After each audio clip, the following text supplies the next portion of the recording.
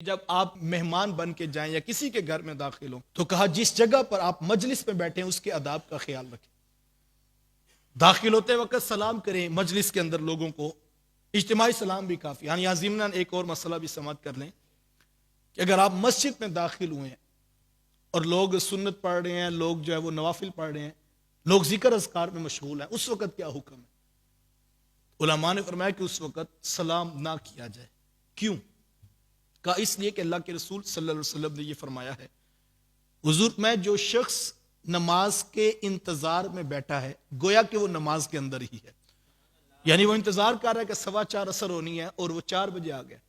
وہ کوئی ذکر اذکار کر رہا ہے, وہ رب کو یاد کر رہا ہے, اپنی رب کی طرف متوجہ ہوا ہے. تو علماء فرماتے آداب یہ ہیں کہ مسجد میں داخل ہو تو اونچی آواز سے سلام نہ کہے. کیوں؟ اس لیے کہ یہ سلام اس کی توجہ کو توڑ دے گا, اور کہا اس سے منع کر دیا گیا کہ اس کو اس وقت سلام نہیں کرنا چاہیے. تو جب مجلس میں بیٹھا ہو, گھر میں بیٹھا ہو, ڈرائنگ روم میں بیٹھا ہو, تو لوگوں کے جو ہے وہ مجلس کا لحاظ رکھے. یہ الگ سے حقوق ہے کہ مجلس کے اندر کیا ہونا چاہیے. اور پھر جو پہلے آئے وہ آگے بیٹھیں, جو بعد میں وہ پیچھے بیٹھیں. لوگوں کی گردنیں پھلانگ کر آگے آنے سے منع کیا گیا. اور اس عنوان پر اتنا سخت حکم ہے, فرمایا جو شخص جمعہ کے دن لوگوں کی گردنیں پھلانگ کر آگے آیا گویا کہ اس نے جہنم کی طرف پل بنایا. اتنا سخت حکم ہے اس شخص کے لیے جس نے لوگوں کی یوں تذلیل کی. یہ حدیث ہم نے بچپن میں سنی, علماء نے اس کو بیان کیا, میٹرک کے سلیبس کا بھی یہ حصہ تھی, لیکن ہماری آج تک یہی پریکٹس ہے. 1:45 ہو گئے ہیں, پوری مسجد کھچا کھچ لوگوں سے بھری ہوئی ہے, اور ایک شخص پیچھے سے پھلانگتا ہوا آتا ہے اور آ کر پہلی صف پہ بیٹھ جاتا ہے. جناب یہ کون صاحب ہوتا ہے؟ جناب یہ مسجد کے صدر ہوتے ہیں. ہم چونکہ 5,000 فنڈ دیتے ہیں نا مسجد کو, کس کی جرت ہے وہ ہمیں روک کر دکھائے؟ ہم 1 بجے آئیں یا ہم 2 بجے آئیں, ہم چودراہٹ پہلے صف پہ لا کے رکھیں. کسی کے گھر میں بھی جائیں تو ان چیزوں کا خیال رکھیں.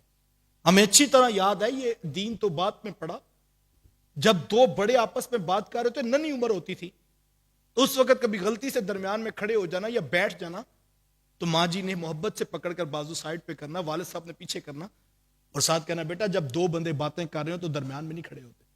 یہ آداب ہمیں گھروں میں اپنے بچوں کو سکھانے اور خود بھی اپنے اوپر لازم کرنے ہیں.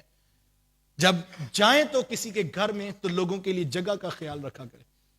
اللہ اکبر. اللہ کے رسول صلی اللہ علیہ وسلم کی ایک حدیث سن لیجئے. میرے حضور علیہ السلام کے ویڑے میں کچھ لوگ کھانا کھا رہے تھے, اور صحابہ زیادہ تھے, اور آقا کریم علیہ السلام جیسے ہم چوکڑی مار کے بیٹھتے ہیں اس طرح میرے حضور تشریف فرما تھے. لیکن جب لوگ زیادہ ہو گئے اور کچھ تھوڑی سی پریشانی بننے لگی, تو آقا کریم علیہ السلام نے دیکھا کہ میرے مجلس پہ بیٹھے لوگ پریشان ہیں, تو میرے حضور دونوں گھٹنوں کو اٹھا کے یوں پاؤں کے بل بیٹھ کے, اور اپنے دائیں جائیں میں حضور نے جگہ ایزی کر دی تاکہ 1-2 اور لوگ بھی جو ہے وہ محفل میں سما سکیں. یہ آداب ہیں, وہ نبیوں کے امام ہو کے ہمیں اخلاق سکھا رہے ہیں, ہمیں آداب معاشرت سکھائے جا رہے ہیں کہ ان چیزوں کا لحاظ رکھنا چاہیے. اور ہمارا رویہ کیا ہوتا ہے؟ ہم جہاں بیٹھ جائیں ہم کہتے ہیں یہاں سے تھوڑا تم بھی تھوڑا فاصلہ رکھو نا, ایک بندے کی جگہ ادھر بھی خالی رہنی چاہیے, ایک کی ادھر بھی خالی رہنی.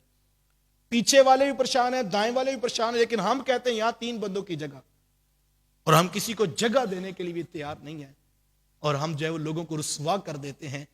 اسلام عزتوں کا دین ہے, اسلام اپنے ماننے والوں کو پیار سکھاتا ہے, محبت سکھاتا ہے, اور اسلام اس بات کو کبھی گوارا نہیں کرتا کہ اسلام کے ماننے والے کسی کو رسوا کریں.